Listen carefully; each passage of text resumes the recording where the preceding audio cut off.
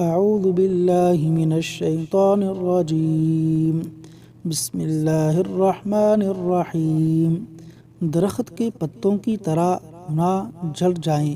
رسول اللہ صلی اللہ علیہ وسلم ایک ایسے درخت کے پاس سے گزرے جس کی پتیاں سوکھ گئی تھیں۔ آپ صلی اللہ علیہ وسلم نے اس پر اپنی چھڑی ماری تو پتیاں جھڑ پڑیں۔